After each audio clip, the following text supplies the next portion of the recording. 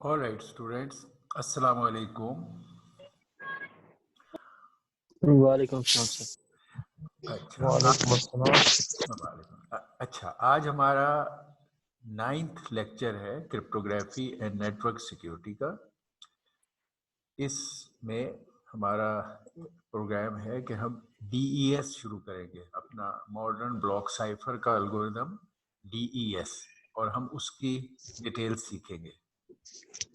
लेकिन before I start with my today's lecture, I would like कि आप अपने पिछले लेक्चर को जो मैंने आपको दिया था उसमें कुछ remaining parts of the lecture और कुछ आपके क्वेश्चन अबाउट दैट मटेरियल, क्योंकि DES जब हम सीखेंगे तो आपके इस प्रीवियस लेक्चर के कंटेंट्स उधर इस्तेमाल करेंगे। तो कुछ तो हम इस प्रीवियस लेक्चर के मटेरियल को कंप्लीट करेंगे और बाकी फिर हम कंटिन्यू करेंगे अपना नेक्स्ट लेक्चर। तो अब एक तो ये था कि आज आप लोगों की लैब है जिसमें हमने ये इंडिविजुअल प्रोजेक्ट के रिवाइज इंडिविजुअल प्रोजेक्ट 1 के बारे में डिस्कशन हमारी होगी, और आप लोग उसमें पार्ट ए और B1 सबमिट करोगे। पार्ट ए डिज़ाइन पार्ट है और B1 उसकी इम्प्लीमेंटेशन इन C है कि वो जो चीज़ें आपने डिज़ाइन में बताई हैं उनको इम्प्लीमेंट करके वर्क करते हुए आपने दिखाना है। और उसमें हमें आप कुछ लोग जो मज़ीद लैब के दौरान इम्प्रूवमेंट करना चाहेंगे वो टूवर्ड्स द एंड B2 भी सबमिट कर सकेंगे। हमने इस पार्ट के लिए तमाम all 4 things we discussed in our last lecture कि उसको कैसे डिज़ाइन और इम्प्लीमेंट करना है, ये डिटेल्स हमने इसकी डिस्कस की थी। हमारा इसका जो सेकंड पार्ट है, जो इंडिविजुअल प्रोजेक्ट 2, मैंने आपसे ब्रीफली वो भी डिस्कस किया था। अगर इसकी फर्दर डिटेल्स आप आज की क्लास में या नेक्स्ट क्लास में जिसमें चाहें, if you have made an attempt on this parts you can ask me now. मैंने इसको भी बताया था कि जो आपका नेक्स्ट प्रोजेक्ट है उसका ये जो फेज़ 2 वाला पार्ट है, ये पहले ही प्रोजेक्ट की एक्सटेंशन है ऑन मल्टीपल लेटर्स, जनरली ये है। और फेज 3 जो है वो रिमोटली कनेक्टेड नोड्स के दरमियान इसको इम्प्लीमेंट करना है बिटवीन द 2 फाइल्स। ये हमारे प्रोजेक्ट्स के बारे में था। अच्छा सर, जी we made an attempt on both project 1 and project। तो सर जो था इंडिविजुअल लेटर के लिए, उसके लिए तो ये यूज किया था हमने कि एक कैरेक्टर अरे बना ली थी A to Z 26 एलिमेंट्स की, और उसको जब करते थे तो क्या फर्स्ट वाले ए बी जो है लेटर्स उनका तो वो ठीक दे देता था। When we exceed from H I J पे जाते थे तो इनक्रिप्ट कर देता था, डिक्रिप्ट करते हुए वो प्लेन लेटर वापस नहीं देता था। अच्छा, आपको ये हमने, मैं इसको क्लोज अप कर लेता हूँ। एज आई हैव टोल्ड कि अटेंडेंस का हमारा सिलसिला यही होगा कि हर पार्ट ऑफ द रिकॉर्डिंग में आप अपने चैट पोर्शन में अपना अटेंडेंस एंटर करेंगे।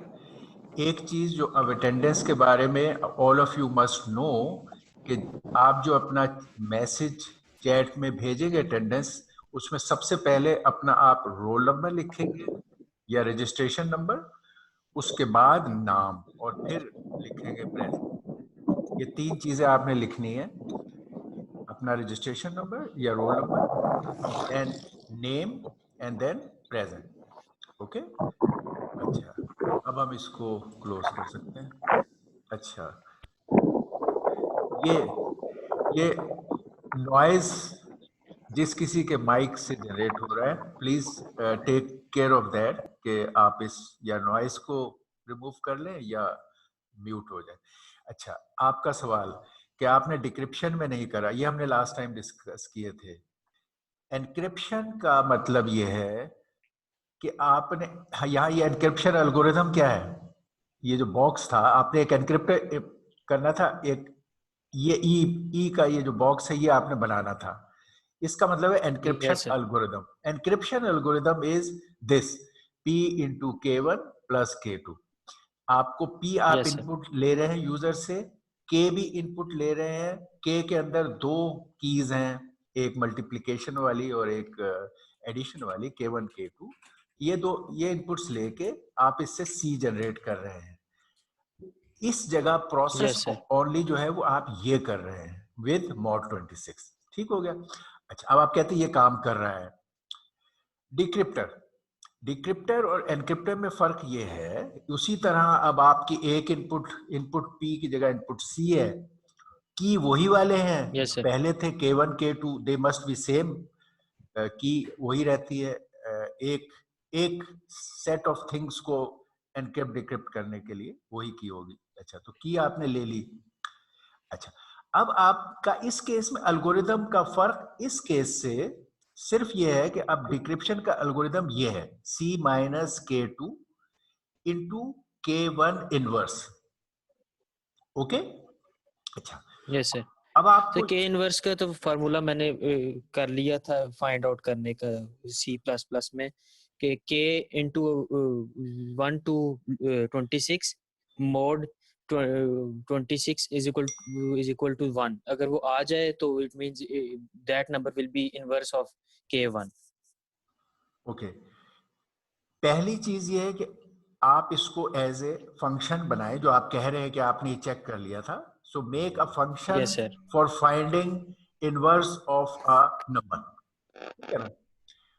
ये ऐसे वो और क्रिएट कर लिए। और आप अपने इस जब एल्गोरिदम लिखें डिक्रिप्टर का, तो उसमें यहां पर वो फंक्शन से कैलकुलेट हो जाएगा और यहां मल्टीप्लाई हो जाएगा।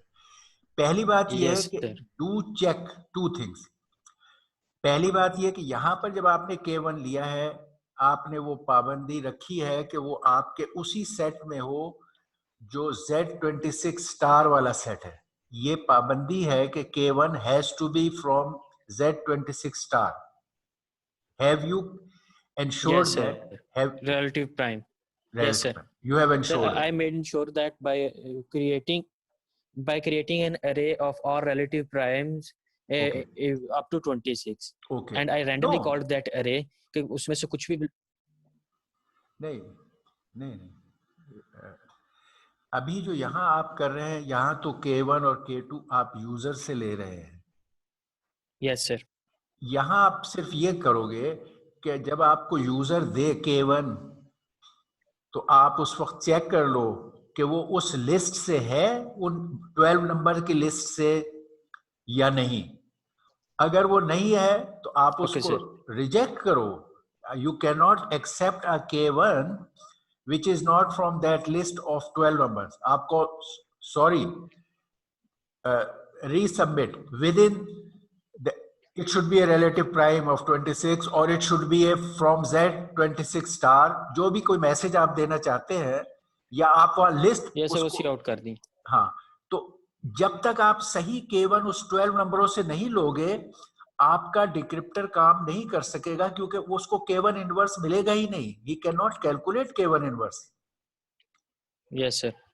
तो एक ये काम करिए आप एनक्रिप्टर के लिए भी और डिक्रिप्टर के लिए भी, जब यूजर से K1 लें तो आप चेक करें कि क्या ये उस 12 नंबर्स की लिस्ट में है। अगर है तो आप उसके इनपुट को एक्सेप्ट करें और फिर आप अपना ये फंक्शन जो है इनवर्स फाइंड करने का, ये फंक्शन रन करें। उसमें उसका इनवर्स आपको हमेशा इनवर्स मिलना चाहिए। अगर आप उस सेट में ढूंढ रहे Yes हैं sir. और K1 आपका सही है तो हमेशा इसका आंसर आएगा। इसको जरूर अलग चेक करना लाजमी है, क्योंकि अगर इसमें एरर होगी तो आपका बाकी काम भी गड़बड़ हो जाएगा। अगर आपने ये सही Yes sir. कैलकुलेट कर लिया तो then decryption algorithm is no different or no difficult than encryption। आपके पास C Yes, है, sir.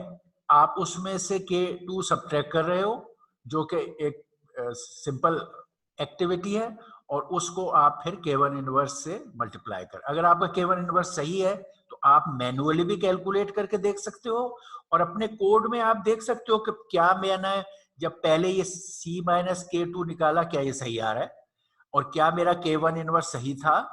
आप कोड के दरमियान प्रिंट करके या मॉनिटर करके चेक कर सकते हो। अगर ये भी आप, अब आपके पास सामने कैलकुलेशन भी होगी, अपनी मैनुअल कैलकुलेशन आप रख ले, इट्स ए सिंपल कैलकुलेशन, इसको एक कागज पर लिखे, आप यहां पर देखें K1 इनवर्स सही लिया इसने, कैलकुलेट किया या नहीं।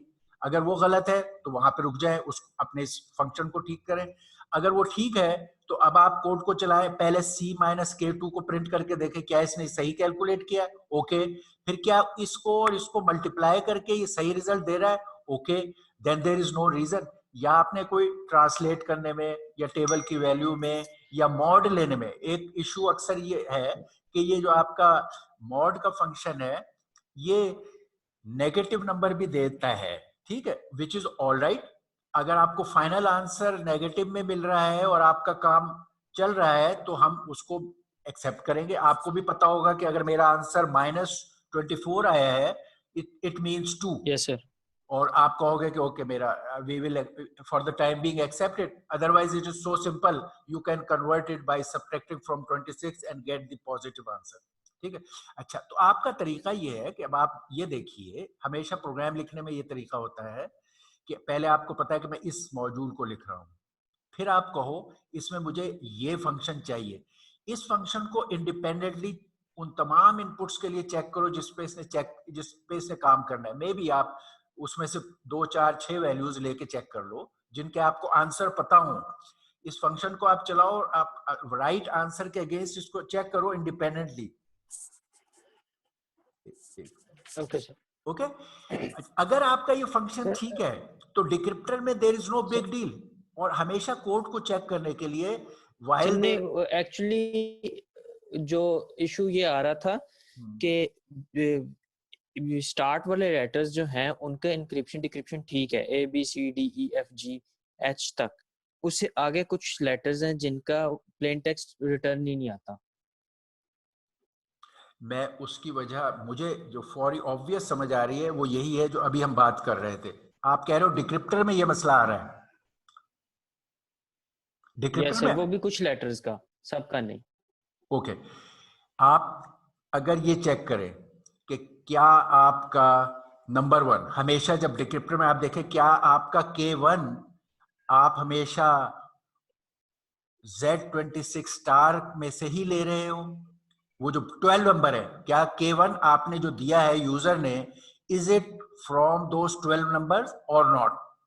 यस सर, इट जब इज आप, फ्रॉम दोस 12 नंबर्स। ओके, फिर आप ये देखो कि बेशक अपने इस कोड में देख लो या इंडिपेंडेंटली आप चेक कर चुके हो, क्या आपको K1 इनवर्स, आप पार्शियल देखो, आपने पहले K1 इनवर्स कैलकुलेट किया होगा अपने इस कोड में ना, आप देखो क्या आपका K1 इनवर्स का आंसर सही है, या आप ये ओके K1 सर। इनवर्स की फंक्शन बेशक अलग, एक अलग कोड, क्योंकि ये एक अच्छा फंक्शन है, ये आपको बार बार काम आएगा, तमाम इस प्रोजेक्ट में इनवर्स की जरूरत पड़ती रहेगी आपको। तो आप एक general purpose inverse of A number in this Z26 domain, K1 inverse के लिए जनरल पर्पस फंक्शन लिखो, उसको तमाम वैल्यूज पे टेस्ट कर लो कि इट वर्क्स, क्योंकि आपको उसके तमाम वैल्यूज के आंसर पता होने चाहिए टेस्ट के दौरान, कि अगर मैं ये वाला, उसके उसके आंसर विद इन दैट होते हैं। हमने बताया था आपको कि उसके अंदर जो उसने ढूंढने हैं वो उसी सेट के 12 नंबरों में से बारी बारी ट्राई करने, उसको सारे नंबर ट्राई करने की जरूरत भी नहीं है। डू यू सी दिस, मैं जो बात कह रहा हूं, ये ओके बात सर। मैं ये कह रहा हूं यस सर। कि आप जो Z26 स्टार, एक चीज में बार बार इस्तेमाल करता हूं, ये वो सेट है जिसमें वो सारे नंबर है आपके 12 नंबर्स जो जिनका मल्टीप्लिकेटिव इनवर्स हमेशा एग्जिस्ट करेगा। ये Z26 स्टार वो जो रिलेटिव प्राइम नंबरों का सेट है उसका नाम मैं कहता हूं, या इसका नाम आप रख ले रिलेटिव प्राइम वाला सेट। Yes sir. इसमें आपके वो नंबर हैं 1 3 जो भी थे 12 नंबर्स, इसकी आपकी एक लिस्ट होगी। ये एक लिस्ट आपने बना के इन नंबरों की रखी हुई होनी चाहिए अपने प्रोग्राम में, उसका कोई नाम रख ले आप, रिलेटिव प्राइम रख लें या जो भी नाम रख लें, ये आपका एक अरे है, मे बी इसको आप मैं ए अरे कह दूं या जो, ये अरे में सिर्फ ये 12 नंबर्स हैं। जब आप यूजर से इनपुट K1 की लेंगे उस वक्त भी आप, क्योंकि इस प्रोग्राम में यूजर को शायद ना पता हो कि मैंने तो इसी सेट में से सिलेक्ट करना है, क्योंकि अगर उसने इस सेट में से सिलेक्ट नहीं किया तो आपका इनवर्स नहीं निकल सकता, आपका डिक्रिप्टर काम नहीं करेगा, करना भी नहीं चाहिए। तो आप यूजर से जब कहें गिव मी K1 और या तो आप वहां हिंट दे दें कि जी K1 फ्रॉम दिस लिस्ट, या उसको कहें ओके गिव मी K1, और वो जब भी कोई वैल्यू K1 की दे आप अपने प्रोग्राम में इस इनपुट को देखें क्या ये इस लिस्ट में से है, अगर है तो आप कहें ओके, आप कहें ओके गिव मी K2, और K2 जो है it can be any number from 0 to 25। K2 में तो सारे Z26 का पूरा सेट है, समझ रहे आप, Z26। K2 में वो कोई भी नंबर फ्रॉम 0 to 25 दे तो आप एक्सेप्ट कर लें। अगेन अगर इसमें कोई उस इन नंबरों से बियॉन्ड दे तो आप उसको कहें कि give me a number between 0 to 25। ठीक है, ये पहले तो आप इंश्योर करें। खसूसन K1 आप देखें कि अगर इस सेट में से नहीं है, उससे फिर कहें कि okay give me input from relative prime of 26। अच्छा, जब वो आपको इस नंबर दे आप हमेशा यहाँ चेक करें कि ये इसमें से है, अगर है तो K1 माने, नहीं है तो उसको ना माने, फिर इनपुट ले। समझ गए, पहले तो K1 को सही इंश्योर करना आपके लिए लाजमी है इनपुट के स्टेज पर ही। अगर K1 सही है तो अब आपके पास आपने अलग एक फंक्शन टेस्ट की होनी चाहिए जो K1 का इनवर्स मालूम करती हो। एक अलग फंक्शन आप बनाएं और उसे टेस्ट करें, इंडिपेंडेंट टेस्ट करें K1 और may be inverse K1, inverse K1, ये एक फंक्शन बना लीजिए। ठीक है, या ओके रिटर्न फंक्शन रिटर्न आपको कर देगा इनवर्स K1, ये कर लो, चलो रिटर्न करेगा इनवर्स K1 की इनवर्स वैल्यू से, और आप कहोगे फाइंड, आपका फंक्शन जो है इट फाइंड्स K1 का inverse, find inverse of K1, और वो रिटर्न कर देगा आपको इनवर्स इसका। ये एक फंक्शन बनाए। इस फंक्शन को आप पहले इंडिपेंडेंटली, अभी डिक्रिप्टर पर ना जाइए, एक अलग छोटा सा कोड लिखें और देखें कि क्या इस सेट में से ये आपका प्रोग्राम सही इनवर्सेस हमेशा सिलेक्ट करता है। कोई ऐसा तो नहीं कि आपका कोड में ऐसी एरर है कि आपका 1 और 3 का तो उसने सही सिलेक्ट कर लिया और बाकी का नहीं किया। अगेन इस कोड को एफिशिएंट बनाने के लिए जो आप ये फॉर लूप यहां कह रहे हो मैंने इस्तेमाल किया है, उस फॉर लूप में भी आप बेसिकली ये करोगे कि एक नंबर आई जो ले रहे हो, इसका फॉर लूप का आई, इसको अपने K1 से मल्टीप्लाई करो, यही कर रहे हो? Yes sir. अच्छा, और फिर आप उसको कैसे K1 से मल्टीप्लाई कर रहा हूँ और मोड ले रहा हूँ 26 से। हाँ, और फिर आप अगर वो आपको 1 आ रहा है तो आप कह रहे हो ओके 1 इज माय इनवर्स, सही है, आई इज माय इनवर्स, यही कह रहे हो? अच्छा अच्छा, अब इसमें सिर्फ एक तो ये है कि अगर आप यहाँ पूरा लूप 0 से 25 का डालोगे तब भी ये काम करेगा, लेकिन अगर आपके पास ये सेट बना हुआ है तो आप खाली इस सेट में स्कैन करो, आप आए में खाली ये जो आपका Z26 का अरे है, इस अरे में 0 से 11 तक आपने खाली नंबर देखने हैं, आपको उससे बियॉन्ड नंबरों को देखने की जरूरत ही नहीं है। तो आप ये लूप 0 से 25 तक लेने की बजाय आप लूप ये वाला लो कि 0 to 11 और इस अरे से वैल्यू पिक करो, ai को k से मल्टीप्लाई करो, ठीक है, और कर लो। ये आपकी मैं थोड़ा सा एफिशिएंसी के लिए बता रहा हूं, लेकिन अगर आपने पूरा भी आई लूप से भी किया, अगर आपका प्रोग्राम सही है तब भी आपको इनवर्स सही मिलेगा। ये दिस वाज जस्ट एडिशन। अच्छा, आपको इनवर्स सही मिल, अब आप ये देखो कि तमाम वैल्यूज के सही इनवर्स मिल रहे हैं। आप थोड़ा सा मैनुअली भी अपने इस प्रोग्राम को चेक करो कि मेरा ये प्रोग्राम सही, क्योंकि इंपॉर्टेंट प्रोग्राम है, ठीक है ना। ये अब आपने बना लिया, अब आपने अपने डिक्रिप्टर में यहां पर उस फंक्शन को डाला। अब आप ये डालते हैं तो आप फिर प्रोग्राम को चेक करते हो, आप सी इनपुट दे रहे हो, उसके बाद आपने ये स्टेप किया, आप इसको प्रिंट करके देखो क्या ये इस काम को सही कर रहा है। ओके, फिर आप इसको आपने इससे मल्टीप्लाई किया, फिर प्रिंट करके देखो क्या अभी रिजल्ट सही दे रहा है, तो फिर कोई वजह नहीं कि गलत हो, आप फिर उसको आउटपुट करो। तो इस प्रोग्राम को हमेशा, no program in general works for the first time. Generally आपकी अप्रोच सही हो तो कुछ स्टेप्स ऑफ डीबग के बाद your program should work, depending on the size of the program. तो ये छोटे प्रोग्राम है, एक आध एरर के ओके बाद सर। ये ठीक हो जानी चाहिए। तो अब आप देख रहे हो उसमें देर आर नो, आपको डिबग करने का तरीका हमेशा कोड को चाहिए, और वो लॉजिकल तरीका है। आप known values of each step खुद कैलकुलेट पहले, या आप बुक से देखो, आप हमारी क्लास एग्जाम्पल से ले लो, क्लास एग्जाम्पल में मैंने सॉल्व किए हुए सारे, या आप खुद बैठ के दो चार वैल्यूज के ये चीजें कैलकुलेट कर लो, C minus K2 sir solve करना कोई वहीं तो पर। ये क्लास एग्जांपल से ही किया था मैंने जी सर। ये क्लास जी जी एक क्लास एग्जांपल से सर ये मैंने किया था, और मैंने इसका रफ वर्क सारा किया था। मैंने उनकी पूरी अरे बना के जी। कैरेक्टर्स की, और इसको मैथमेटिकली सॉल्व किया था। और ओके उसमें मैंने हर एक का इनवर्स भी लिया था। ऑल पॉसिबल K1 जितने भी 12 हैं उनका अब सारों का इनवर्स भी लेके लिखा था।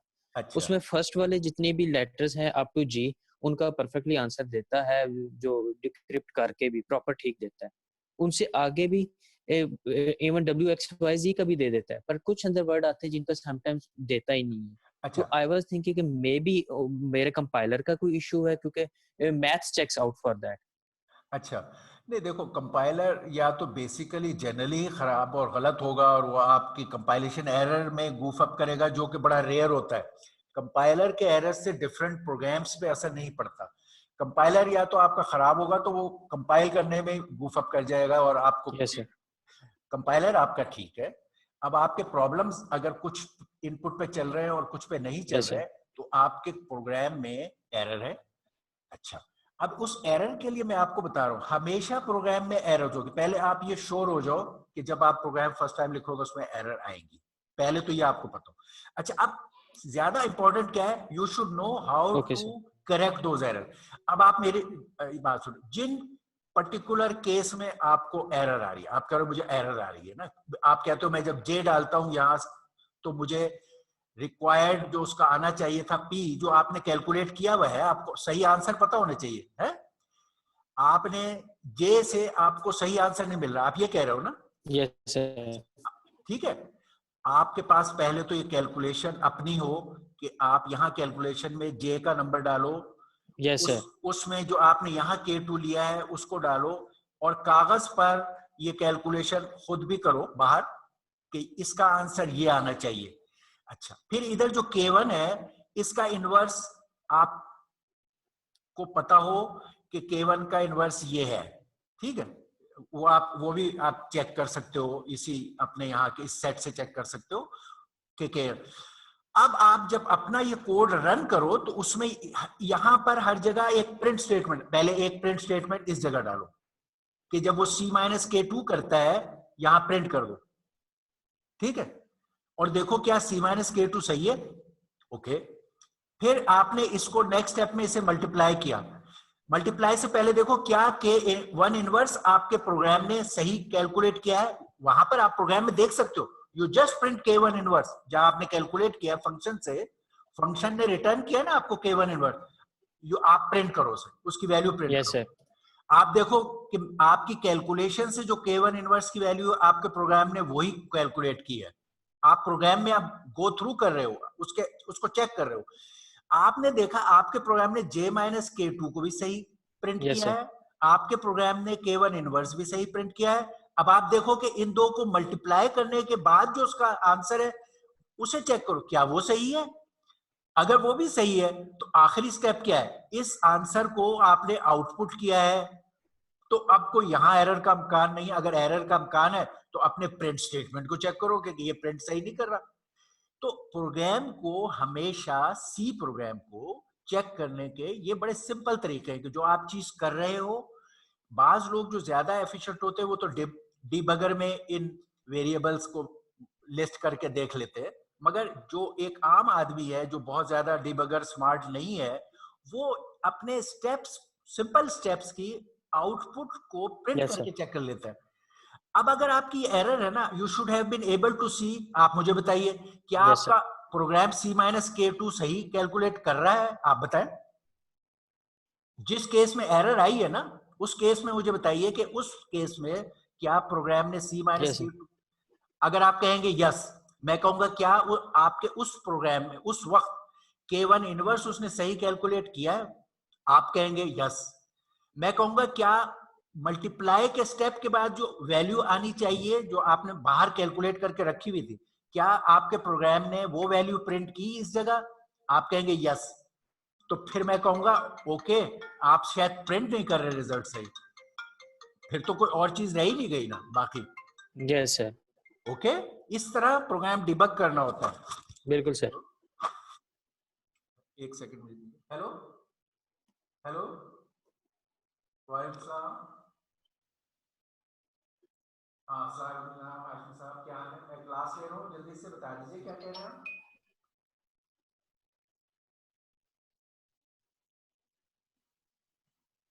अच्छा, मेरी मे, जी मेरी क्लास ये है 12 o'clock तक है, मैंने जैसे आपको बताया भी था, तो आप 12 ऑनवर्ड रख दीजिए मेरे लिए, 12 से 1:30 में कोई भी टाइम रख दीजिए। ओके, अच्छा सॉरी, ओके, आप समझ गए ना, हेलो, यस सर। अच्छा अच्छा, this is for all the student, ये की है, पहले आप ये रूल यस समझिए, सर। दो बातों के रूल समझ लीजिए। एक, मेंटली इस बात के लिए तैयार रहे, आप सबको बड़ा अच्छा सी प्रोग्रामिंग आती है, I am very happy about it, इसलिए मैं आपको ये प्रैक्टिकल प्रॉब्लम्स भी इसीलिए दे पाया हूं।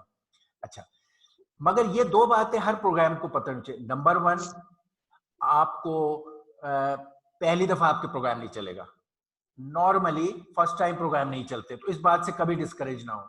लेकिन ये जरूरी है कि प्रोग्राम हमेशा आप थोड़े प्लान के जरिए लिखें, थोड़ा मॉड्यूलर स्टाइल में लिखे, यानी उसके जो पीसेस हैं, जैसे एक good programmer will first test K1 inverse independently as a function and will know कि मेरे पास ये रेडी फंक्शन है which works for all values. फिर प्रोग्राम मस्ट इंश्योर कि जो उसको इनपुट्स लेनी है वो सही रेंजेस में है, अगर उससे बाहर है तो उसमें प्रॉब्लम आएगी, उनके टेस्ट डाले। अच्छा, फिर ऑलरेडी टेस्टेड फंक्शन को उसके अंदर इस्तेमाल करें। फिर जब एरर आए तो हर पीस के बारे में नोन आउटसाइड एक नोन कैलकुलेशन रखे और उसके हर पोर्शन को प्रिंट कर करके चेक करे कि मेरे हर स्टेज पे क्या मेरा स्टेप सही है और कहां जाके गलत हुआ है। ये इस लॉजिकल तरीके से जाएंगे तो बहुत क्विकली आप प्रोग्राम को डिबग कर लेंगे और आपके प्रॉब्लम सॉल्व हो जाएंगे। Alright, yes sir. Okay, any other question yes about sir. The project?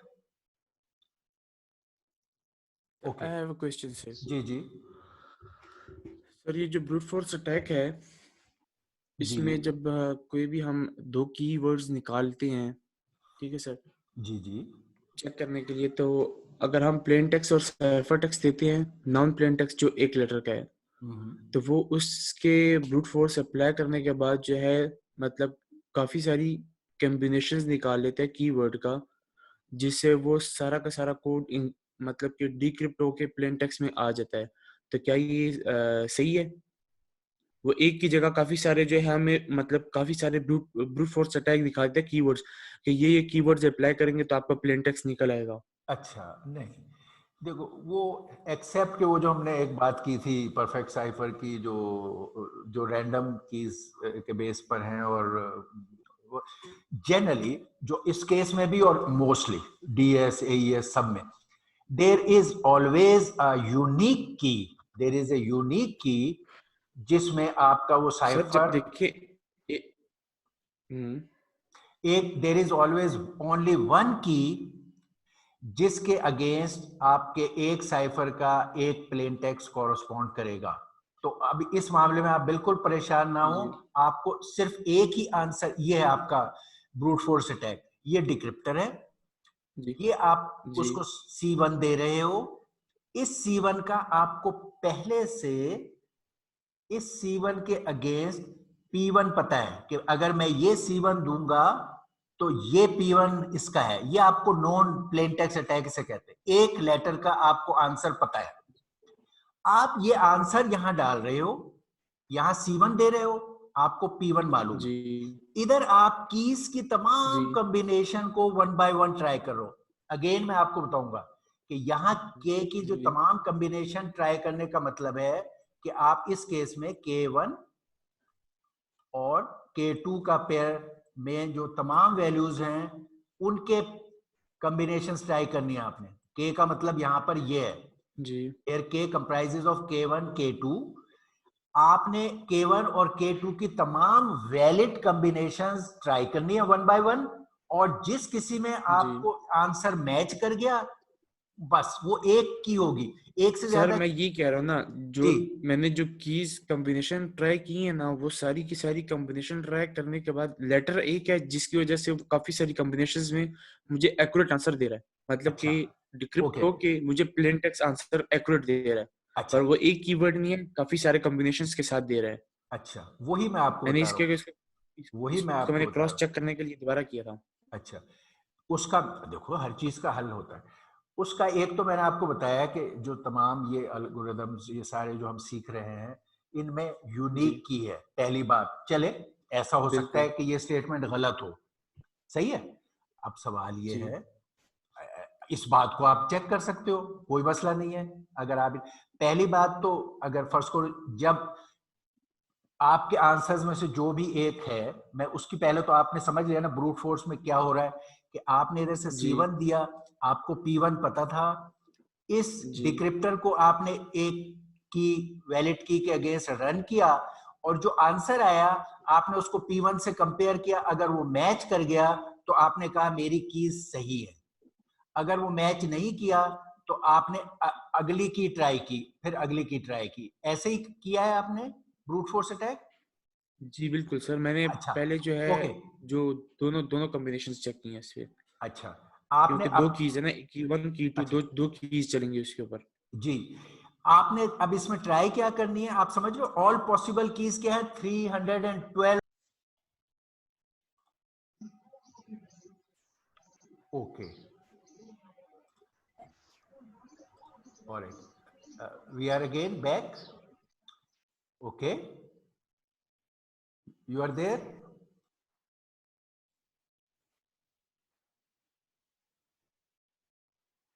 Alright, you are back again. जी सर, अच्छा, अब आवाज आ गई अब। ओके, अच्छा अच्छा, अब देखिए, क्या कह रहे हैं सर अभी? आपने ये K1 K2 के जो पेयर हैं, there R G 312 possibilities, you know about that.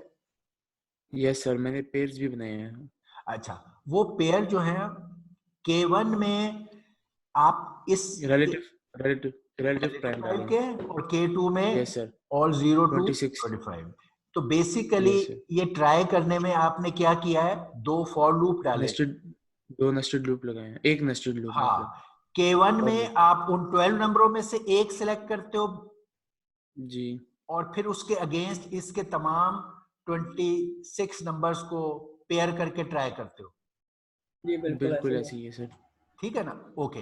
अच्छा, जी अब आपने कह रहे हो कि मैंने ये किया, मेरा आपने पहले डिक्रिप्टर को अपने क्वेश्चन 1 में उसकी वर्किंग कंप्लीट चेक की हुई है कि वो सही काम करता है। बिल्कुल ये सर, पहले मैंने अपने मतलब रफ वर्क नहीं है, पेज के ऊपर उसको परफॉर्म किया खुद से, मैंने चेक करने के लिए कि मेरा क्या डिक्रिप्टर आ रहा है, क्या इनक्रिप्ट हो रहा है।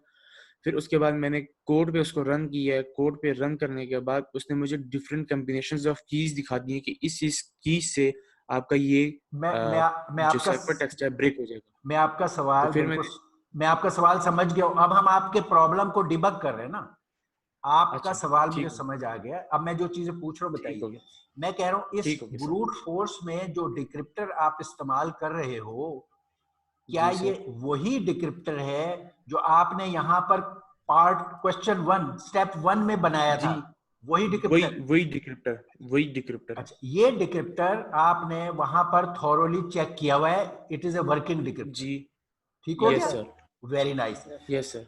अब अब आप क्या कीजिए, मैं आपको बता देता हूं। आपको जो ये की कॉम्बिनेशन के लेट से जो 2 3 4 5 जितने भी आंसर आए हैं, आप उनको जी सर। 1 बाय 1 ले लीजिए। पहले को लें, पहले को जी लें, और आप उसको डिक्रिप्शन का ये जो फंक्शन है उससे कैलकुलेट करें। ठीक है, और आप जी। देखें कि क्या इस C का ये P आता है।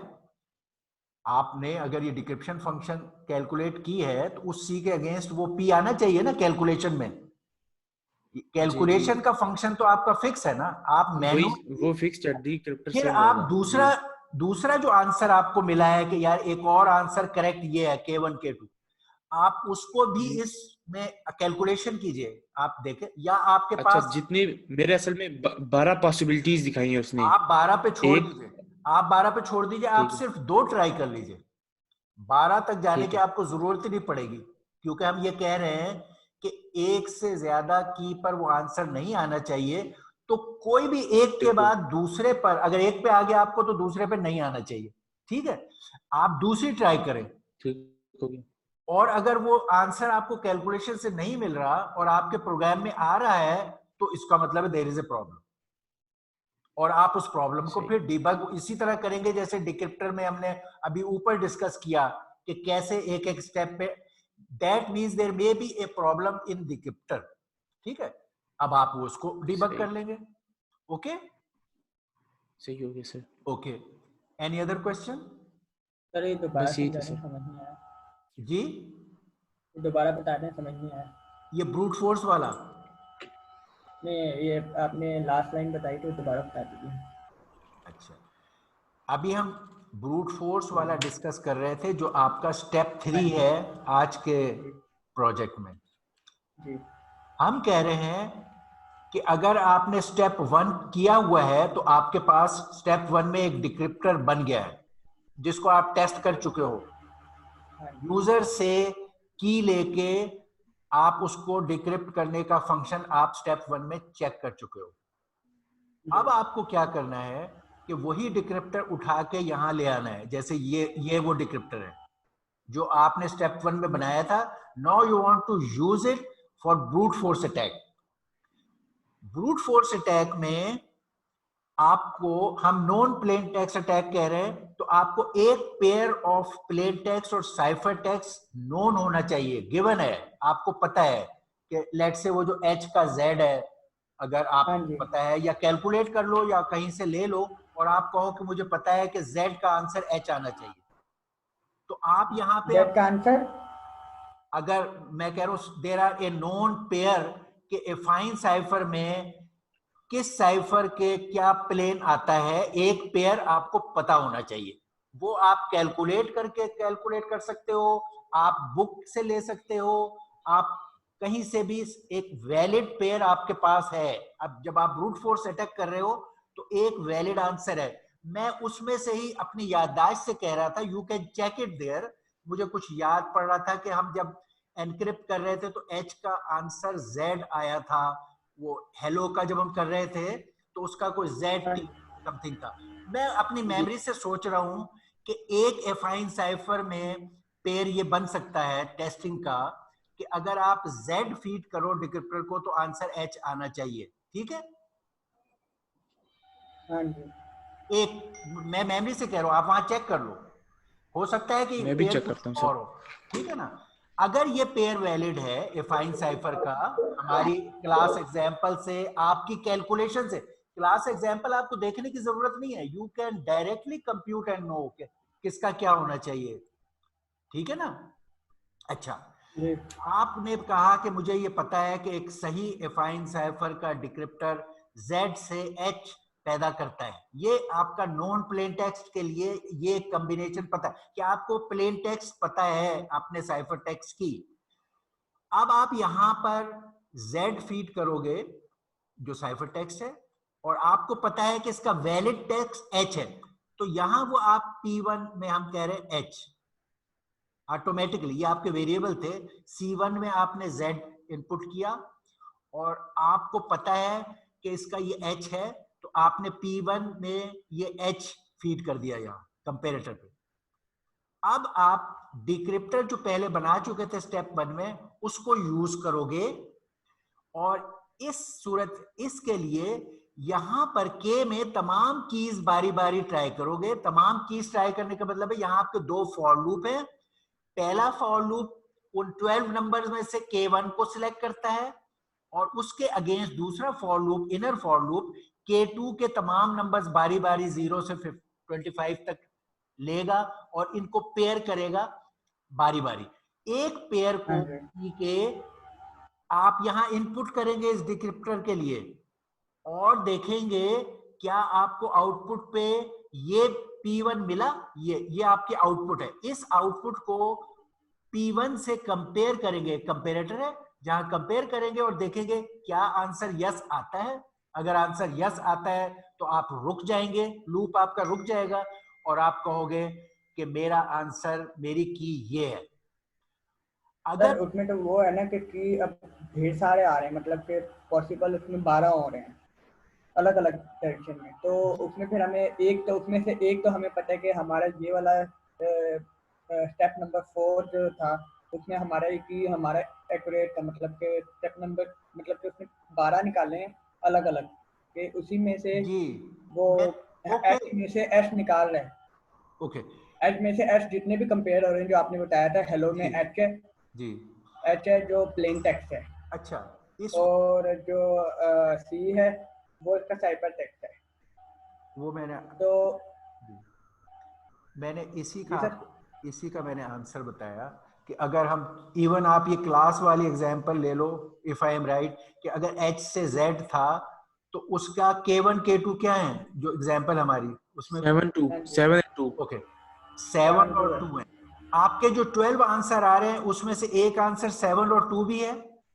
हाँ जी ऐसे ही है सर। अच्छा, एक तो आप अपनी तसल्ली के लिए 7 और 2 से कैलकुलेशन करके देखो ताकि आपको पता हो मुझे कैलकुलेशन आती है, और आप देखो कि आपको Z रखने से H आ रहा है जो मैंने क्लास में आपको किया हुआ है, बट आप एक दफा रीचेक करो कि आपको चेक करना आता है। तो 7 और 2 यूज करके आप देखो Z से H आता है, ये आपको सेटिस्फेक्शन हो जाएगी। यू विल नो कि I know how to calculate. अब आपको जो आंसर का एक और पेयर मिल रहा है 7-2 की जगह, फर्स्ट करो एक और आंसर मिल रहा है, बताएं कोई और आंसर बताइए, दूसरा कोई आंसर। सर किस चीज का? 7 और 2 के अलावा सर? हाँ, यानी K1 K2 आप कह रहे हैं मुझे ज्यादा पेयर मिल रहे हैं आंसर में ना, ये हो रहा है ना आपको। मैं अभी अपना कोड रन करके दिखाता हूँ सबर सर, मैं आपको बताता हूँ। अच्छा चलिए, कोड रन ना कीजिए, होल्ड ऑन।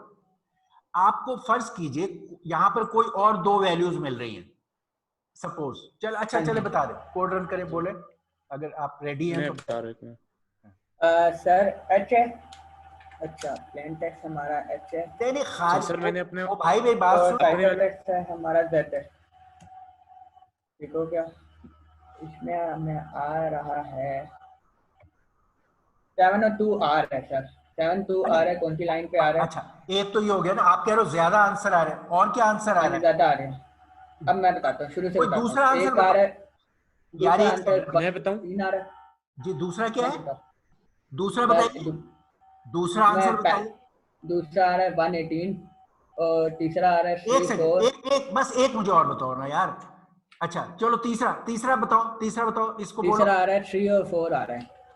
चले 3 K1 3 आ रहा है और K2 4 आ रहा है जी, ऐसे ही है। अच्छा, अब मैं आपको ये कहूंगा कि आप ये जो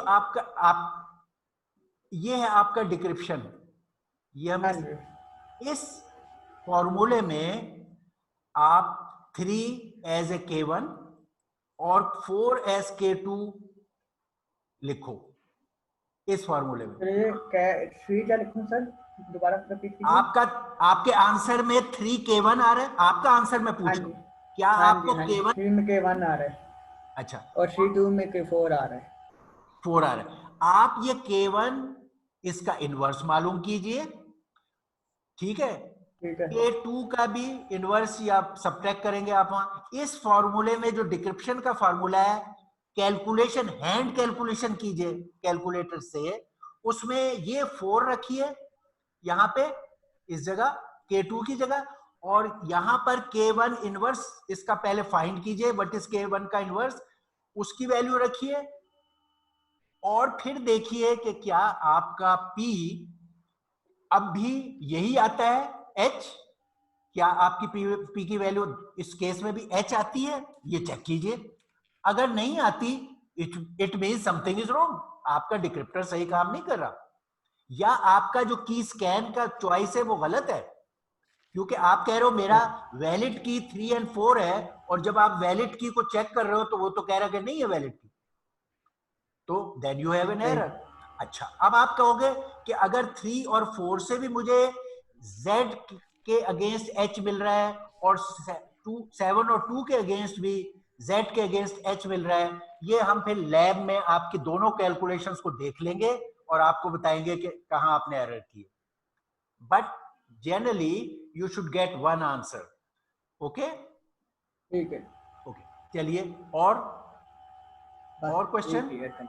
ना सर। ओके, अच्छा चलिए, अब मैं ये बता रहा था कि आपका नेक्स्ट प्रोजेक्ट जो हम बाद में करेंगे, ये इन्हीं कामों को जो आप अभी कर रहे हो फेज 2 में, ये रिपीट करके मल्टीपल लेटर्स के लिए आपने ये काम करने, सिर्फ फेज 2 में ये मेजर काम है, और फेज 3 जो है उसमें 2 नोट्स के दरमियान ये काम करने। तो it is the same work which will be extended for project 2। Okay, अच्छा, हमने लास्ट टाइम ये कहा कि हम तमाम ये सीख चुके थे जो क्लासिकल साइफर्स, और हमने उसके बाद शुरू किया था ये सिमेट्रिक की मॉडर्न ब्लॉक साइफर, और उसके हमने बेसिक सीखने शुरू किए थे कि इसके बेसिक ब्लॉक्स क्या हैं। उन बेसिक ब्लॉक्स में मॉडर्न ब्लॉक साइफर के ये एनीसिमेट्रिक की साइफर है, मैंने बताया था कि ये बिट ओरिएंटेड होता है, कॉम्बिनेशन ऑफ बिट्स को करता है, इससे हर तरह के डाटा को एनक्रिप्ट डिक्रिप्ट कर सकता है इंस्टेड ऑफ लेटर, एक काम। दूसरे इसके basic building block P box और एस बॉक्स है। पी बॉक्स परमुटेशन की है और एस बॉक्स सब्स्टिट्यूशन की है, इसलिए हम पी बॉक्स और एस बॉक्स के नेटवर्क्स बनाएंगे,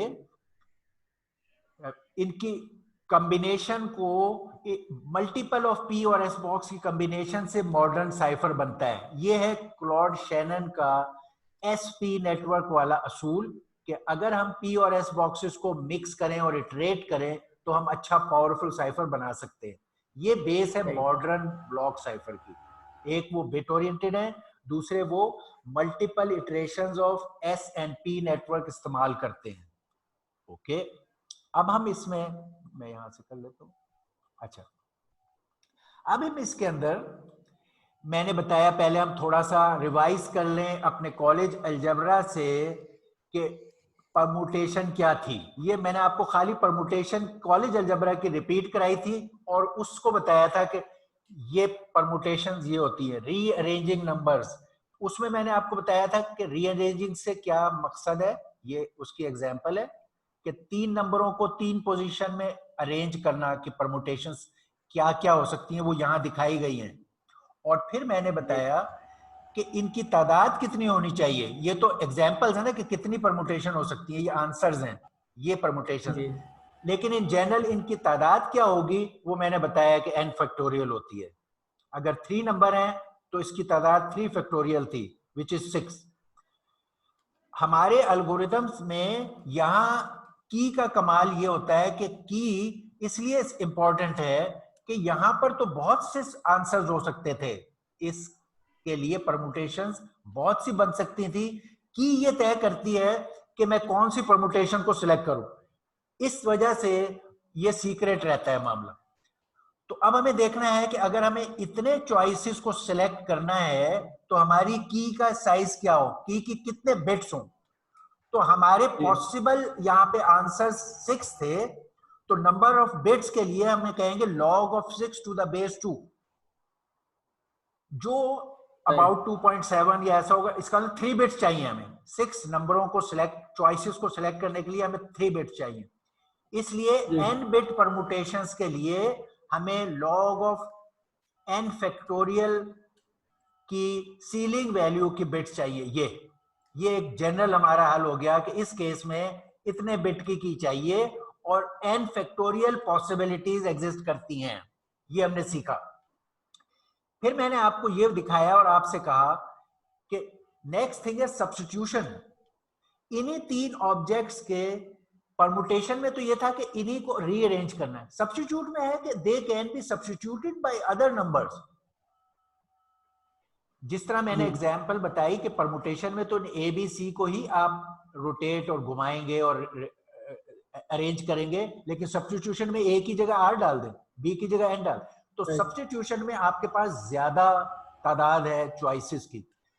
सब्स्टिट्यूशन को इम्प्लीमेंट करने के लिए मैंने फिगर वाइज बताया कि उसका तरीका ये एक है, डायग्राम में दिखाया है उसी काम को, कि अगर हम 3 चीजों के अगेंस्ट ये डिकोडर लगाएं, लेट्स से 3 to 8 डिकोडर लगाते हैं, या आप डीएलडी के हिसाब से देख लीजिए, जो इन 3 के जो 8 पॉसिबिलिटीज हो सकती हैं वो उन पर यहाँ एक्टिवेशन करता है।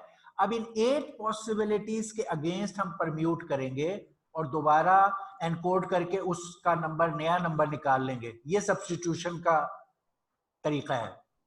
इसमें फायदा क्या हो रहा है कि अब हमारा ये जो परमुटेशन का बॉक्स है, इट विल हैव 8 इनपुट्स, जबकि ये बेसिक इनपुट 3 थी, मगर ये 2 to the power 3 इनपुट्स पे काम करेगा।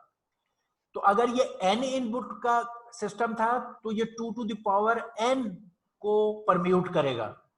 तो इसमें डेटा का साइज बढ़ गया, अब वो बन गया 2 to the power n factorial. अब उसका साइज n फैक्टोरियल के बजाय 2 to the power n factorial हो गया। इस वजह से चॉइसेस बहुत बढ़ गए, आपको की उससे ज्यादा बड़ी चाहिए to select one of those choices. इसलिए इस केस में मैंने कहा कि log of 2 to the power n factorial और उसकी ये सीलिंग वैल्यू चाहिए, जो इस केस में अगर 3 बिट थे तो 2 to the power 3 का फैक्टोरियल, और जो ये बन जाएगा, और इस केस में हमें 16 बिट्स चाहिए। पिछले केस में आपको 3 बिट्स चाहिए थी की क्योंकि चॉइसेस वर ओनली 6, और इस केस में 16 बिट्स चाहिए क्योंकि चॉइसेस आर 40,320। Okay, alright. ये हमने कवर किया था लास्ट टाइम, और आपसे मैंने कहा था, ये मैंने बताया था कि यही जो सब्स्टिट्यूशन यहाँ 3 के लिए दिखाई हुई है, इसको 4 के लिए बना सकते हैं आप। और यहाँ परमुटेशन में जो बहुत सारी परमुटेशन के केसेस हैं, कोई एक परमुटेशन हम डायग्राम में बना के आपको दिखा रहे हैं। तो ये एक एस बॉक्स है जो 4 इनपुट 4 आउटपुट के हिसाब से है, या 4 बिट के लिए है ये। इसमें यहाँ जाहिर है अगर 4 बिट है तो 4 to 16 डिकोडर लगेगा, ये 16 आउटपुट्स हो गई। ये परमुटेशन बॉक्स का मतलब है कि जैसे मैंने बताया था कि कोई एक कॉम्बिनेशन, कोई एक बता दिया कि जी 0 वाला चीज है वो इधर चली जाएगी, 1 वाली चीज है वो इधर प्लेस कर दी। तो परमुटेशन बनाने का मतलब है कि आप इस तरह उनको कनेक्ट कर दें और फिर ये एनकोड कर दे। तो ये आपका एक 4x4 एस बॉक्स की एग्जांपल है 1। अब इसके अंदर दूसरे केस में you might use another permutation. अच्छा, ये अब हमने सीख लिए थे, जो लास्ट टाइम भी किए थे, मैंने उसको रिवाइज किया आपके लिए। अब हम इससे थोड़ा सा इन्हीं बातों को अब एग्जाम्पल्स ले रहे हैं। हम बेसिकली हमने मेन आइडिया कॉलेज अलजेब्रा वाला थ्योरेटिकल रिपीट कर लिया है सारा, उसके इम्प्लीमेंटेशन भी दिखा दिए हैं। अब हम उसको छोटे छोटे ब्लॉक्स पे एलोबरेट करते हैं और ये बताते हैं कि कैसे इस बात को डीएस वगैरह कहते हैं, इन बातों को कैसे कहते हैं, पेश करते हैं। तो अब हम एग्जाम्पल्स चेक कर रहे हैं कि पी बॉक्स के छोटे छोटे केसेस। पहले हम देखेंगे कि पी बॉक्स यानी परमुटेशन बॉक्स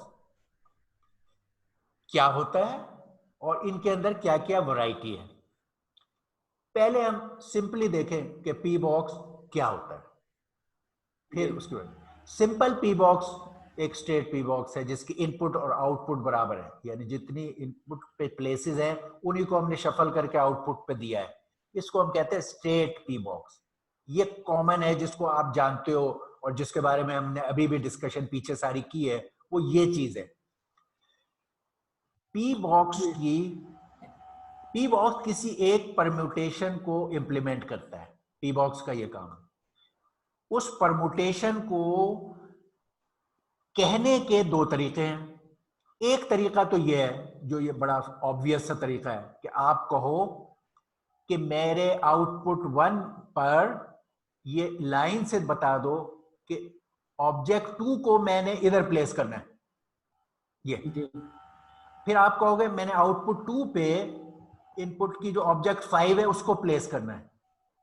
जी फिर 3 पे मैंने इस 4 को प्लेस करना है, 4 पे मैंने 1 को प्लेस करना है, 5 पे मैंने 3 को प्लेस करना है। तो मैंने अपनी जो रीअरेंजमेंट है वो मैंने बता दी, वो मैंने यहां लिख भी, अगर आप चाहो तो इसको लिख भी दो कि इस जगह मैं ये जो कनेक्ट किया है, अगर इस बात को मैं यहां लिखूं कि मैंने इस जगह इनपुट 2 को कनेक्ट किया, इनपुट मैं बता रहा हूं इस आउटपुट पे मैंने इनपुट 2 को कनेक्ट किया है, ये मैंने लिख दिया। इस आउटपुट पे मैंने इनपुट 5 को कनेक्ट किया है, मैंने वो भी लिख दिया। और इस तरह जो भी इनपुट कनेक्टेड है इस आउटपुट पे वो मैंने लिख दी। ये जो मैं लिख रहा हूं कि मेरी इस आउटपुट पे कौन सी इनपुट का नंबर कनेक्टेड है, इसको हम परमुटेशन टेबल कहते हैं। इसका मतलब क्या हुआ कि परमुटेशन कौन सी इस्तेमाल हुई है उसको कहने के दो तरीके हैं। एक यह है कि मैं इस तरह के कनेक्शन की डायग्राम बना दूं, इससे आपको पता चल जाएगा। एक मैं बेशक ये डायग्राम ना बनाऊं, मैं आपको खाली ये टेबल दे दूं, ये वाली, और मैं कहूं मेरी ये परमुटेशन टेबल है, सिर्फ मैं डायग्राम नहीं बना रहा। आप खाली इसको देख के बता देंगे कि मेरे परमुटेशन की पहली आउटपुट पे इनपुट 2 कनेक्टेड है, दूसरी आउटपुट पे इनपुट 5 कनेक्टेड है, और ये बात आप इस टेबल से कह सकते हैं। आमतौर पर ये जो सारे एल्गोरिदम है डीएस वगैरह, वो ये डायग्राम बना बना के नहीं देते, वो आपको ब्रीफली चीज समझाना चाहते, वो ये टेबल दे देते, आप उसके लिए ये टेबल इस्तेमाल करने की आदत डालते हो। तो here is a permutation table, here is a permutation link diagram, and here is one example of permutation. एक और सिस्टम कहेगा कि नहीं मैं ये वाले कनेक्शन नहीं कर रहा, मैं इसको इधर ले जाऊंगा, इसको इधर, इसको इधर, तो इसका मतलब है एक और लिंक डायग्राम, और उसी के लिए there will be a different permutation table. That is the way you can express any permutation. Okay? अच्छा, ये आपने स्टेट परमुटेशन सीख ली। सही। अब परमुटेशन के केसेस वेरिएंट भी हैं जो हम यहाँ बना रहे हैं, वो बाज़ जगह इस्तेमाल होते हैं, इसलिए हम बताएं कि हमेशा स्टेट नहीं होता परमुटेशन का आपका box. It is sometime compressed P box, compression P box, and sometime expansion P box. State का मतलब ये होता है कि जितने इनपुट बिट्स थे उतने ही आउटपुट बिट्स हैं, क्योंकि आपने उन्हीं तमाम चीजों को रीअरेंज करना होता है। तो ये स्टेट में हमेशा input and output are same.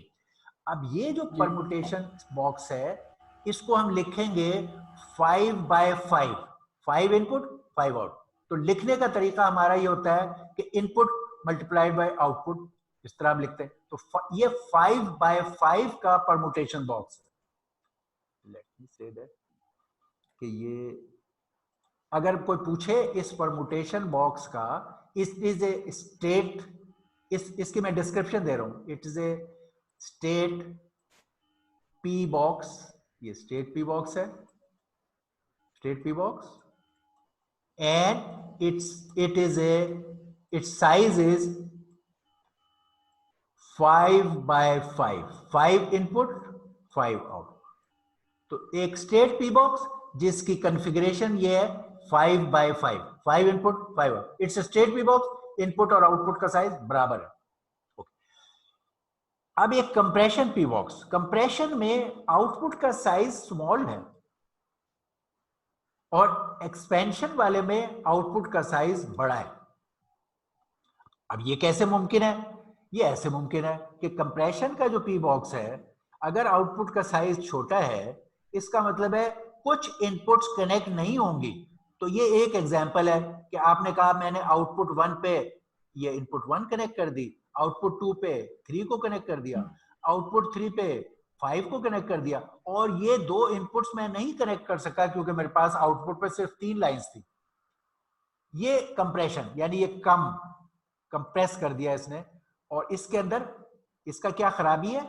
कुछ डाटा इनपुट का लूज हो जाएगा, और अगर ये लूज हो गया तो इसका आपको नुकसान ये है कि जब आप इधर से आउटपुट से इन्वर्स करके वापस जाना चाहें तो आप नहीं जा सकते। यानी जैसे पहला केस जो था स्ट्रेट वाले में आप वापस जा सकते हैं। अगर मैं आपको अब कोई इनपुट दूं इस केस में और मैं कहूं, अगर मैं आउटपुट मेरे पास है और मैं कहूं बताओ कि ये किस इनपुट से आई है, इस आउटपुट से मुझे इनपुट बनाना हो तो नो प्रॉब्लम, मैं कहूंगा कि ये वाली अब ये मेरी इनपुट बन जाएगी ना। अब मेरा जब मैं रिवर्स में काम करूंगा तो ये मेरी इनपुट, मैं कहूंगा मेरी आउटपुट 1 पे इनपुट 4 कनेक्ट हो रही है, तो अब मेरा इस पर्पस के लिए जो परमुटेशन टेबल है वो होगा कि मैं लिखूंगा यहाँ 4, ठीक है ना, ये परमुटेशन टेबल में। अच्छा, फिर मैं कहूंगा मेरी अब 2 पे 1 आ रहा है तो मैं यहाँ लिखूंगा 1, और मैं कहूंगा 3 पे मेरे 5 कनेक्टेड है तो मैं यहाँ लिखूंगा 5, 4 पे मेरा 3 कनेक्टेड यहाँ लिखूंगा 3, और मैं कहूंगा 5 पे मेरे 2 कनेक्टेड है यहाँ लिखूं। अब मेरा इस टेबल को रिवर्स करने के लिए ये टेबल है, अगर मैं फॉरवर्ड इस्तेमाल कर रहा हूं तो मेरा ये टेबल है, अगर मैं रिवर्स में इस्तेमाल कर रहा हूं तो मेरा ये टेबल। तो जो स्टेट पी बॉक्स था ये रिवर्सिबल है, मैं किसी चीज को अगर फॉरवर्ड परम्यूट करूं तो मैं एक लेटर स्टेज पे इनको वापस परम्यूट करके ले जा सकता हूं, ओके, ये रिवर्सिबल है।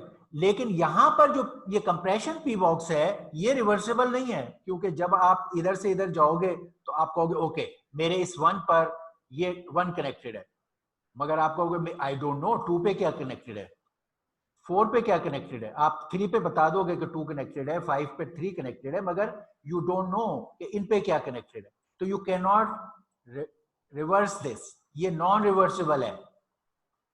इसी तरह एक्सपेंशन पी बॉक्स अगर उसको आप डायग्राम में बनाएं तो क्योंकि आउटपुट की तादाद ज्यादा है इनपुट की कम, तो कुछ इनपुट एक से ज्यादा जगह पे कनेक्ट होंगे, जैसे कि हम ये देख रहे हैं कि ये एक से ज्यादा जगह कनेक्टेड है, क्योंकि जाहिर है आउटपुट पे 5 लाइंस है इनपुट पे 3 है, तो कुछ लाइंस में भी डबल जगह कनेक्टेड, ये 2 लाइनें डबल कनेक्टेड, ओके।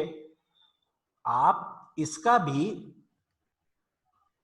अब इसका भी वही मसला आएगा कि ठीक है आप इसको ये एक्सप्रेशन को टेबल की शक्ल में भी शो कर सकते हो और ये काम हो सकता है, मगर जब आप रिवर्स करने का टाइम होगा तो आपको प्रॉब्लम हो जाएगा।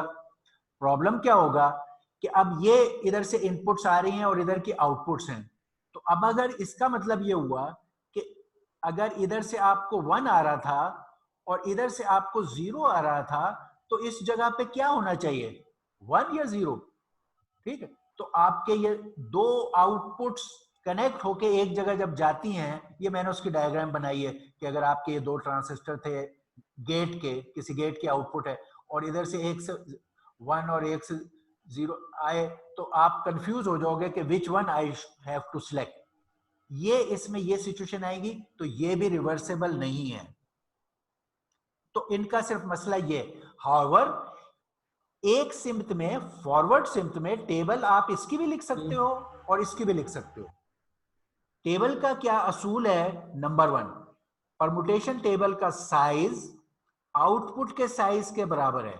आपके आउटपुट का साइज अगर 3 बिट का है या 3 पोजीशन का है तो आउटपुट टेबल का साइज 3 होगा। अच्छा, और आप इसमें लिख सकते हो कि मेरी फर्स्ट इनपुट पर 1 है तो आपने यहां 1 लिख दिया, मेरी सेकेंड इनपुट पर 3 है तो आपने यहां 3 लिख दिया, मेरी थर्ड इनपुट पे 5 है तो आपने यहां 5 लिख दिया। तो आउटपुट टेबल का साइज वो है जो नंबर ऑफ बिट्स आउटपुट की है वो है। जी सर, ओके। इसी तरह इस केस में इसकी टेबल का भी साइज, अगर आउटपुट 5 थी तो आपने 5 नंबर से रिप्रेजेंट होगी इसकी टेबल, और वो उसी बात को कह सकती है कि ये मेरे पहली पोजीशन पे इनपुट 1 है, मेरी दूसरी पोजीशन पे इनपुट 3 है, मेरी तीसरी पोजीशन पे फिर इनपुट 3 है तो दोबारा 3 लिख देगा। अच्छा, 4 पे फिर 1 है वो लिख देगा 5 पे। तो ये टेबल दोनों की लिखी जा सकती हैं, मगर इनमें रिवर्सिबल नहीं है, अदरवाइज ये काम कर सकता है। ओके? Yes sir.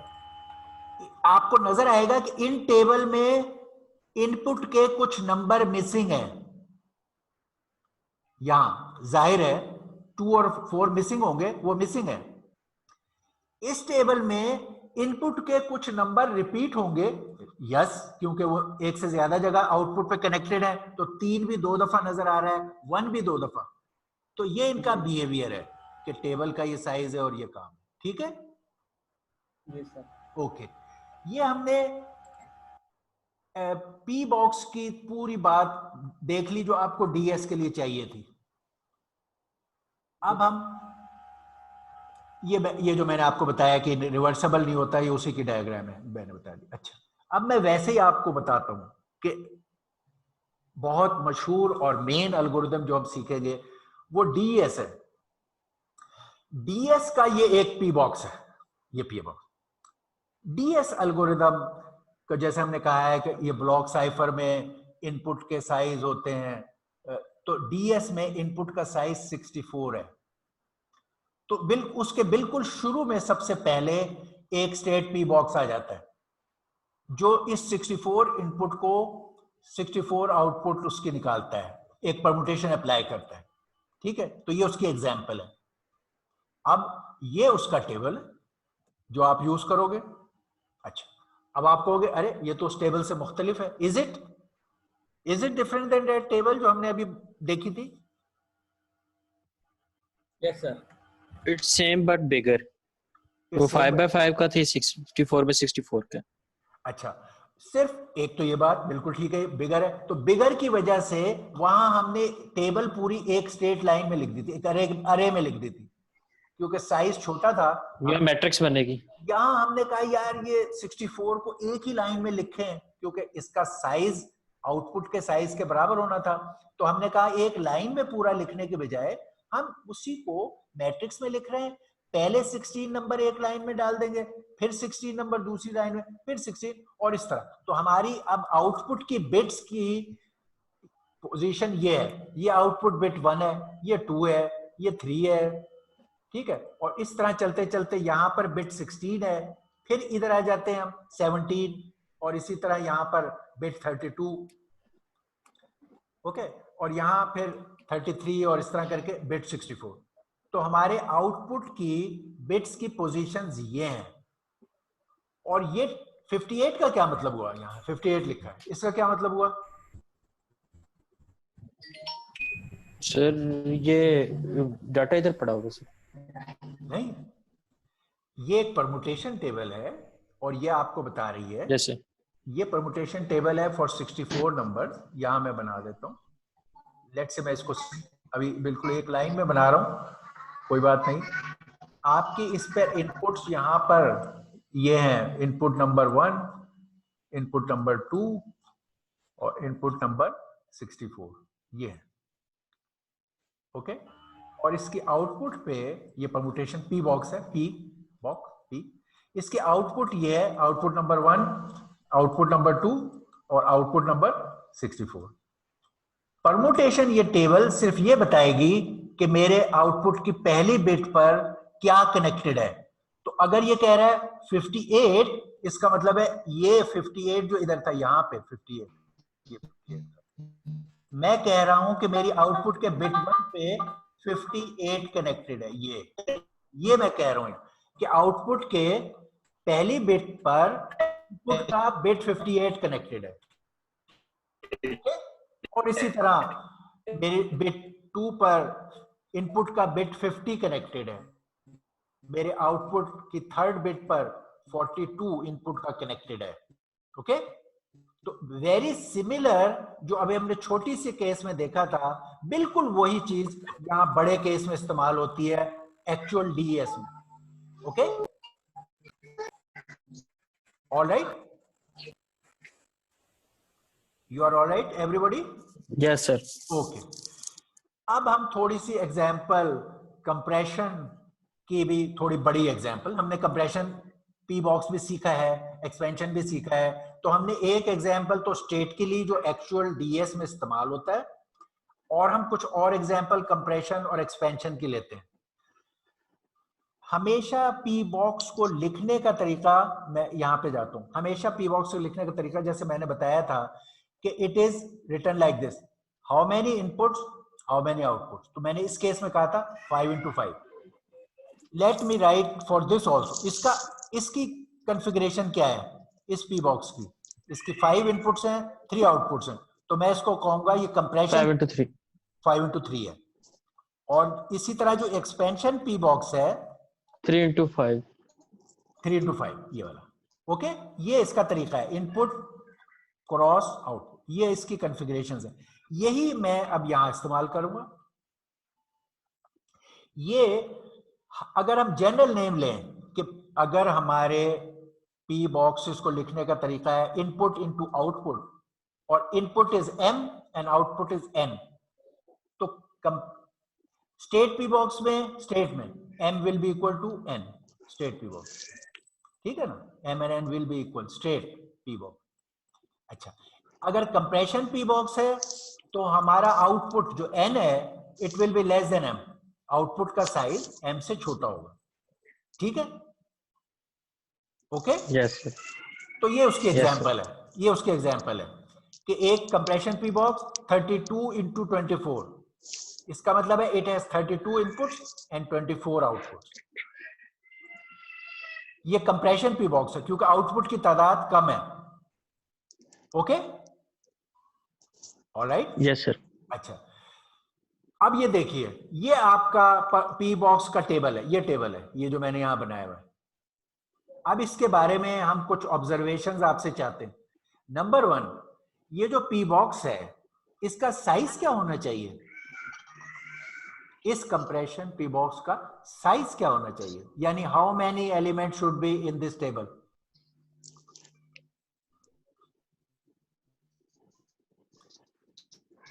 अभी हमने बताया था कि पी बॉक्स का साइज जो है वो आउटपुट के बराबर होगा। अगर हमारे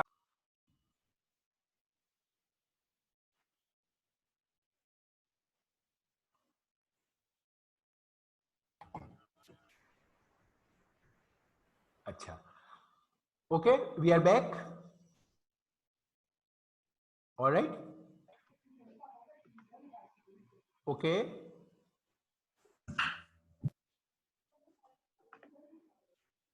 ऑलराइट। अच्छा, can you listen to me? Yes sir.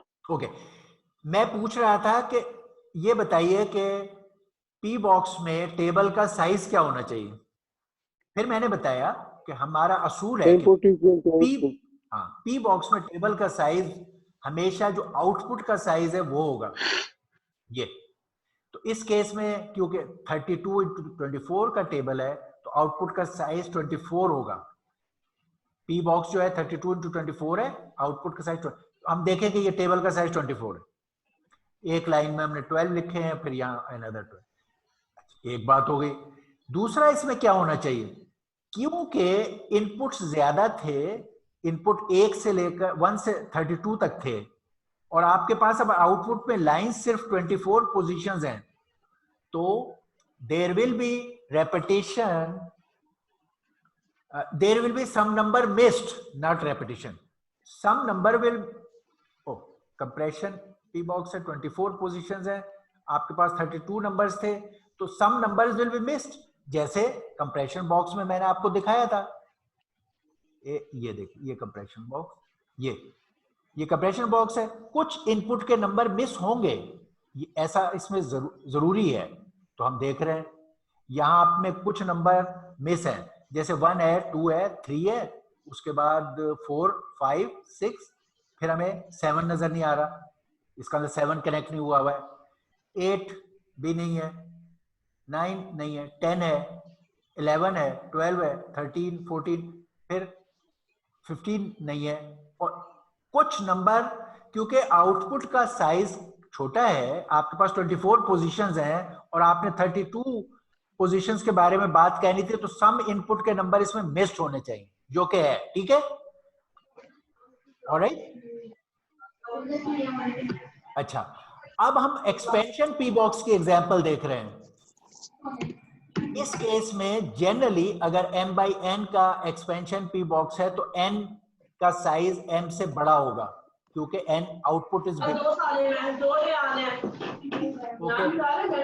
Please आज जिस किसी के केस में ये आवाज है उसको काइंडली आप म्यूट कर लीजिए। अच्छा, आउटपुट का साइज इनपुट से बड़ा है, n is bigger than m। इसमें एग्जाम्पल 12 by 16 p बॉक्स, ये input output size is bigger than input. अब इस केस में टेबल का साइज क्या होगा? Okay, please mute whosoever has this noise kindly। अच्छा, इस केस में टेबल का साइज क्या होगा? 16। ओके, अब्दुल्ला कुदरत। ओके। अच्छा, तो आउटपुट का साइज 16 होगा और 16 है क्योंकि ये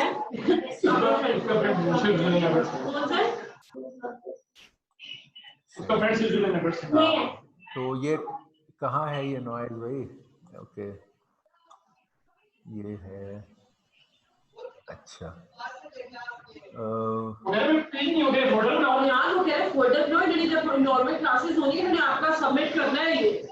अच्छा अब्दुल्ला कुदरत। ओके, चल ऑनलाइन क्लासेस है यार। अच्छा, ठीक है। ओके, तो आउटपुट के टेबल का साइज 16 है, 16 है। आउटपुट में कुछ नंबर रिपीट होंगे क्योंकि एक्सपेंशन टेबल है, तो आप देखोगे कि इसमें ये जो 12 नंबर, 12 में से कुछ नंबर रिपीट हो रहे हैं, आप देखोगे देयर नंबर। तो ये another example of expansion, n is big. Okay, अच्छा, अब हम एग्जांपल थोड़ी सी देखेंगे। ये सारे केसेस p बॉक्स के हो गए, n is equal to m state p box, n less than m, sorry p box, अब x बॉक्स के हम कह रहे हैं, p बॉक्स हमारे खत्म हो गए, हम s बॉक्स देख रहे हैं। s बॉक्स भी इसी तरह m by n के तौर पे एक्सप्रेस होता है और उसमें भी ये 3 टाइप के s बॉक्स होते हैं। n इक्वल टू m के लिए state, n is less than m compression, and similar, very similar. फर्क क्या है एस बॉक्स और पी बॉक्स का? फर्क क्या है जो हम सीख चुके हैं। एस बॉक्स का पहले तो बताइए कि साइज क्या होता है। हम अगर मैंने 3 बिट के पी बॉक्स सीखे थे पहले, अगर आपका 3 बिट है, जैसे ये मैंने सीखा था 3 बिट का पी बॉक्स, जो स्टेट पी बॉक्स था वो ये था। अगर 3 इनपुट का एस बॉक्स आप बनाओगे तो आप मुझे बताइए कि उसका साइज क्या होगा? 3 into 3। नो, हमने वहां पर क्या देखा था? सर जितने बिट्स होते हैं उतने आउटपुट होते हैं, inputs multiply by outputs equal होते हैं एस बॉक्स में। हमने देखा था कि उसका साइज अब 5 into 5 था पीछे। अब आप एक 3 बिट के against any 3 bit number you can replace. तो 3 बिट के कितनी पॉसिबिलिटीज हैं 3 बिट नंबर बनाने की? 2 to the power 3। देखिए 8 सर। हाँ, परमुटेशन में 3 नंबर को आप 3 ही पोजीशंस में डालोगे, 3 नंबर्स को 3 ही पोजीशंस में डालोगे, ठीक है ना? तो इसमें yes, हाँ, आपकी टेबल का साइज आउटपुट के साइज के बराबर होगा कि भाई किन पोजीशंस में डालना है, आप कितनी पोजीशंस पे अपने ऑब्जेक्ट्स को रखना है। तो इसका साइज आउटपुट के साइज के बराबर है। अगर ये स्टेट पी टेबल था तो इनपुट और आउटपुट बराबर है, तो आउटपुट के काउंट के बराबर है। अगर आउटपुट का साइज n है तो n, ठीक है, n into n। लेकिन सब्स्टिट्यूशन में क्या करना है कि आपके जो इनपुट की बिट्स हैं, ये इनपुट बिट्स हैं, इनकी जगह आप कोई भी 3 बिट नंबर रिप्लेस कर सकते हो इसकी जगह। आपने खाली उन्हें शफल करना नहीं है। तो कोई भी 3 बिट एंटायरली न्यू नंबर भी लेके आ सकते हैं। हाँ, तो कोई भी 3 बिट नंबर के केसेस क्या हैं, 2⁻³ और अगर आपकी इनपुट n बिट हो तो आप इसको सब्स्टिट्यूट कर सकते हो by any of the 2⁻n possibilities. Okay sir. अच्छा, तो आपके टेबल का साइज इस केस में ये आउटपुट के साइज के बराबर होने के it will be 2 input size. जो भी इनपुट के बिट हैं उनका 2 आपने लेना है, ठीक है। Okay sir. अगर आपके इनपुट के बिट हम आमतौर पे m लिख रहे थे तो इस केस में फिर होगा 2m साइज होगा आपके सब्स्टिट्यूशन टेबल का। तो अब अगर ये 3 बिट है तो 2⁻³ पॉसिबिलिटीज आर देयर, ओके। इसलिए सब्स्टिट्यूशन टेबल का साइज 8 होगा अगर हमारे 3 नंबर की चीज है। काइंडली आप इसको म्यूट कर लो।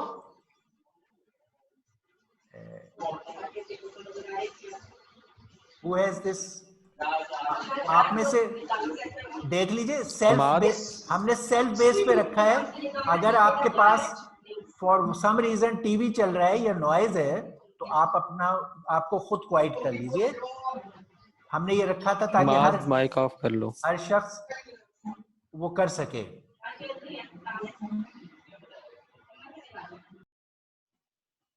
ओके, हो गया, ठीक है। चले हमाद साहब, हमाद यार प्लीज ऑब्जर्व द डिसिप्लिन, आपका फायदा है, आप ही लोगों का फायदा। हमने ये चेंज इसलिए किया है कि पहले ये हो रहा था कि बड़े सिलेक्टिव लोगों को क्वेश्चन बीच में पहुंचने का मौका मिल रहा था, हम वो मौका सबको देना चाहते हैं। ओके, चलिए, मैं कह रहा हूँ इसमें टेबल आपका साइज 16 होगा। क्या होना चाहिए? ये टेबल होना चाहिए कि यार मैंने 0 की जगह ये रिप्लेस करूंगा, कोई भी चॉइस, एनी चॉइस। 001 की जगह ये नंबर लिखूंगा, 010 की जगह। तो 2⁻³ इनपुट्स के अगेंस्ट मैं रिप्लेसमेंट क्या टेबल बनाऊंगा, ये मेरा सब्स्टिट्यूशन टेबल होगा। इसको इस तरह लिखने के बजाय कि मैं एक ही लाइन में ये बात लिखूं, मैंने सीखा है पहले कि इस बात को मैं, ये टेबल लिखने का तरीका मुझे के वो जो हम जब सिंप्लीफाई करते थे डीएलडी में तो हम के मैप बनाते थे, तो इसी बात को लिखने का ये तरीका भी है कि आप इस तरह लिख लें, ये इनपुट्स हैं 3 बिट वाली और उनकी जगह ये आउटपुट है कि क्या रिप्लेस करना है। तो मैं ये वाली बात ऐसे भी कह सकता हूं कि मैं 000 ये 000 की जगह रिप्लेस करूंगा 011। दूसरा 001 की जगह, यानी ये इधर से ये आ रहा है, इधर से ये आ रहा है, इसको मैं रिप्लेस करूंगा 101 से, सब्स्टिट्यूट करूंगा। इसी तरह मैं 010 की जगह, ये 10 इधर से आ रहा है, 0 इधर से, तो इसको मैं रिप्लेस करूंगा 111 से। तो इस तरह की टेबल स्टेट लिखने की बजाय हम सब्स्टिट्यूटेड टेबल इस तरह भी बना सकते हैं, जो आमतौर पे ये है ज्यादा compact way. But you are telling कि which 3 bit number will be replaced by which 3 bit number, ये इसका हमारा तरीका है सब्स्टिट्यूशन टेबल को बताने का। ओके, अब जब ऐसा टेबल है ये वाला एस बॉक्स, तो ये लाइक अदर केसेस ये रिवर्सिबल भी होगा। आप एक और टेबल बना सकते हो इसको देख के कि यार अगर मैंने 101 से वापस जाना है तो कैसे जाऊंगा। आप 101 के अगेंस्ट देखोगे, ये आप कहोगे 101 से return backward, reverse answer is 001। और आप इस बात का टेबल बना सकते हो कि आप कहो 101 का, अब ये इनवर्स टेबल बन रहा है, आंसर ये है। तो ये एस बॉक्स का साइज 2⁻n होगा और ये स्टेट अगर है एस बॉक्स तो ये रिवर्सिबल भी टेबल बन जाएगा जैसे कि पी बॉक्स में बन रहा था। सिर्फ फर्क ये है कि नेचुरली अगर आपका एस बॉक्स कंप्रेशन टाइप हुआ तो ये 3 इनपुट बिट के अगेंस्ट आपके यहाँ 2 बिट लिखे हुए होंगे रिप्लेस करने के लिए, तो उसमें कंफ्यूजन आएगा क्योंकि कुछ रिपीट हो रहे होंगे, तो अब आप रिवर्स नहीं कर सकते। जब आप रिवर्स करोगे तो आप सोचोगे अगर 1 0 है तो क्या मैं इस पे जाऊं या मैं इस पे जाऊं, कौन सा रिवर्स का आंसर है। इसलिए ये नॉन रिवर्सेबल होगा, कंप्रेशन वाला भी और एक्सपेंशन वाला भी। एक्सपेंशन वाले में आप काफी सर इतना ओके खत्म हो गया। बस ये हमारी समरी है कि एक सिर्फ बात ये था कि लिनियरिटी एक अलग चीज है कि कैलकुलेशन ऑफ एस बॉक्स में आप लीनियर इक्वेशन इस्तेमाल करते हैं या नॉन लीनियर, ये एक अलग इशू है। लेकिन इन्वर्टिबिलिटी के बारे में ये हमने समराइज कर दिया। तो okay, our today's lecture is finished and we will talk about remaining rest time. अल्लाह हाफिज। अल्लाह।